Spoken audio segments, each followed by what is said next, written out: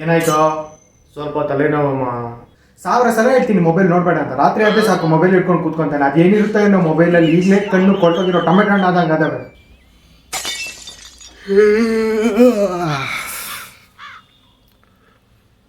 ಉಜ್ಜು ಕಣ್ಣುಗಳು ಚೆನ್ನಾಗಿ ಉಜ್ಜು. ರಾತ್ರಿ 1 ಗಂಟೆ ತನಕ ಮೊಬೈಲ್ ನೋಡ್ಕೊಂಡು ಕುತ್ಕೊಂಡಿರೋದು, ಈಗಲೇ ಆ ಕಣ್ಣುಗಳು ನಾಯಿ ಎಂಡಾದಂಗೆ ಆಗೈತೆ. ಏನಪ್ಪ ಹಲ್ಲೋಗುತ್ತಾ?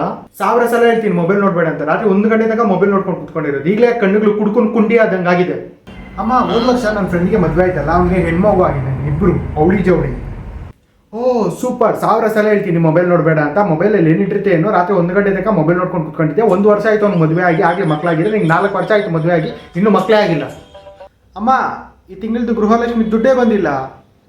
ಓ ಹೌದಾ? 1000 ಸಲ ಹೇಳ್ತೀನಿ ಮೊಬೈಲ್ ನಾನು ಮೊಬೈಲ್ ನೋಡೋದಕ್ಕೂ ನಿಮ್ಮ ಗೃಹಲಕ್ಷ್ಮಿ ದುಡ್ಡು ಏನಮ್ಮ ಸಂಬಂಧ?